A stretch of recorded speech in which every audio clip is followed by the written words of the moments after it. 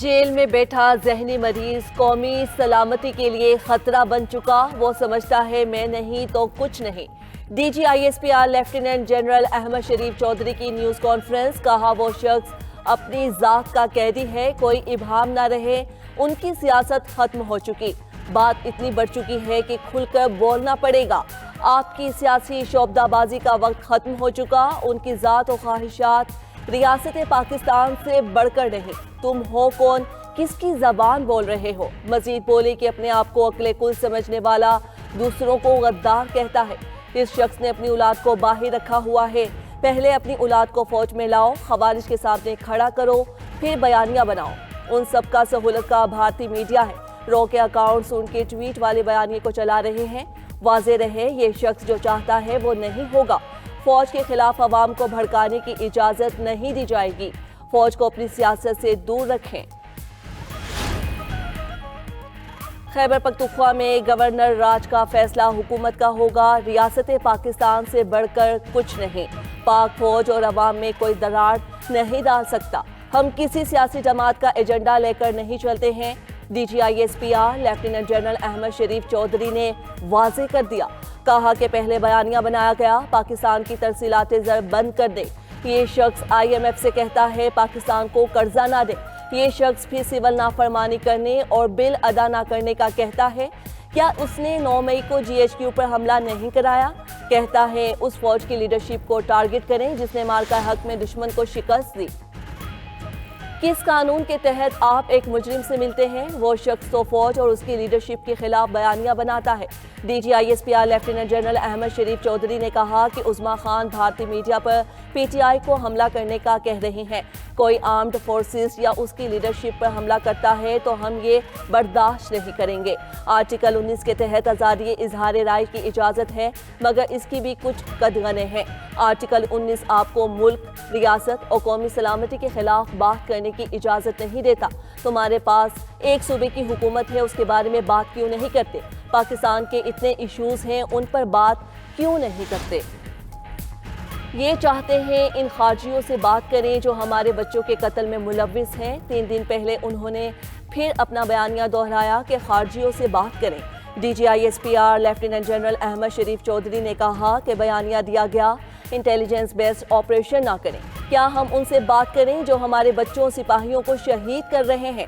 Cadet college वाना पर हमला करने वालों से बात करें। अगर कोई शख्स अपनी सोच के तहत पाकिस्तान की फौज पर हमला आवर होता है तो हम भी जवाब देंगे। मनफी प्रोपेगेंडे के खात्मे का वक्त आ गया।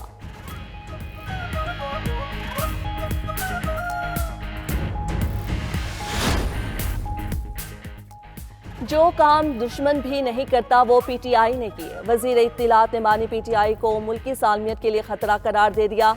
अता तारर ने कहा रियासत की रिट बहाल करने का वक्त है। उनको जेल मुलाकात की बिल्कुल इजाज़त नहीं, मजमा इकट्ठा करने की भी इजाज़त नहीं होगी। अटियाला जेल के बाहर अब लॉ एंड ऑर्डर कायम होगा। वजीर दिफा ख्वाजा आसिफ बोले फौज पर हमने भी तनकीद की लेकिन कभी सुर्ख लकीर उबूर नहीं की।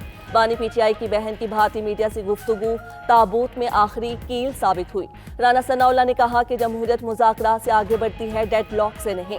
मुलाकातों को मुल्क में गड़बड़ पैदा करने के लिए इस्तेमाल नहीं किया जा सकता।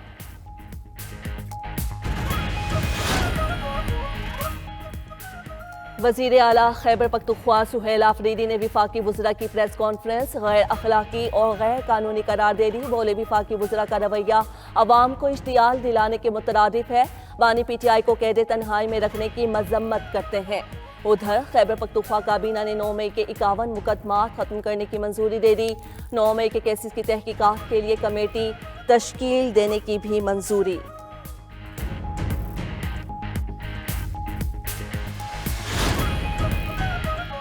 और नायब वज़ीर आज़म इसहाक डार का सऊदी वज़ीर ख़ारजा फैसल बिन फरहान से टेलीफोनिक रब्ता। खित्ते की सूरत हाल और गज़ा से मुतल्लिक तफसीली बातचीत हुई।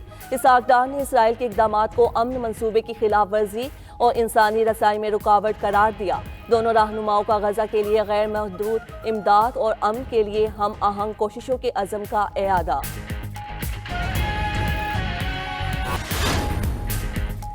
اسرائیلی فوج پر فلسطینیوں کی جاسوسی کا الزام۔ آئرش انسانی حقوق کی تنظیم نے اسرائیلی فوج کے خلاف تحقیقات کا مطالبہ کر دیا۔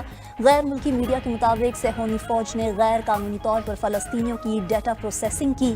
فلسطینیوں کی فون کالز اور ذاتی معلومات مائکروسافٹ کلاؤڈ سروس سے لیا گیا۔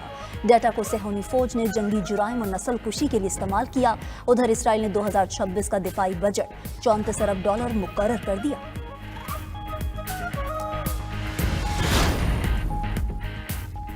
چین کا مظلوم فلسطینیوں کے لیے $100 ملین کی امداد کا اعلان۔ چینی امداد سے فلسطین میں انسانی بحران اور غذائی قلت پر قابو پایا جائے گا۔ فلسطینی صدر محمود عباس کے امداد پر چین سے اظہار تشکر۔ چینی صدر کا فلسطین کے ساتھ اسٹریٹجک تعلقات اور سیاسی تعاون جاری رکھنے پر زور۔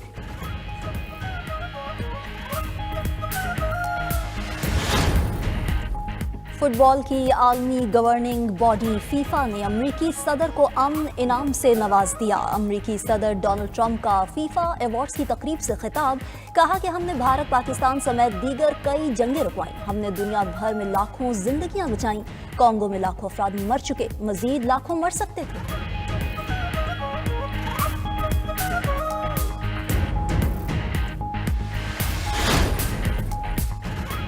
امریکہ کا مغربی نصف کرہ میں بڑی فوجی موجودگی جاری رکھنے کا فیصلہ۔ وائٹ ہاؤس نے امریکی قومی سلامتی کی حکمت عملی جاری کر دی۔ مغربی نصف کرہ میں وینزویلا، کولمبیا، پاناما شامل، ایکواڈور، کینیڈا، میکسیکو سمیت دیگر ممالک بھی اسی خطے میں واقع ہیں۔ ادھر امریکہ نے یورپ سے نیٹو کی دفاعی صلاحیتوں کا زیادہ تر بوجھ اٹھانے کا مطالبہ کر دیا۔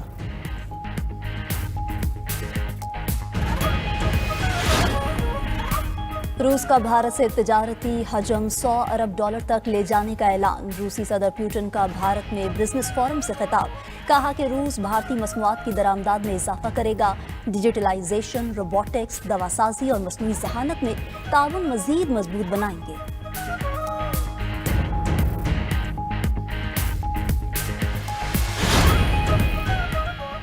یوکرین کا پہلی بار روس میں 1500 کلومیٹر اندر جا کر حملہ۔ یوکرین کے ڈرون حملے میں روسی سرکاری عمارت میں آگ لگ گئی۔ غیر ملکی میڈیا کے مطابق یوکرین نے پہلی بار روس کے اندر اتنے دور علاقے کو نشانہ بنایا۔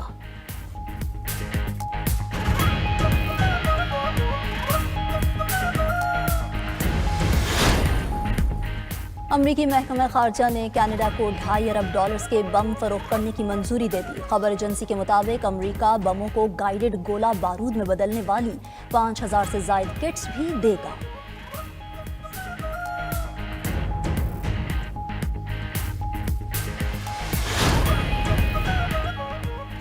برازیل کے ساؤ پولو ایئرپورٹ پر طیارے میں خوفناک آگ بھڑک اٹھی۔ کارگو کیبن میں بھڑکنے والی آگ نے پورے طیارے کو لپیٹ میں لے لیا۔ طیارے میں سوار 180 افراد کو بحفاظت اتار لیا گیا۔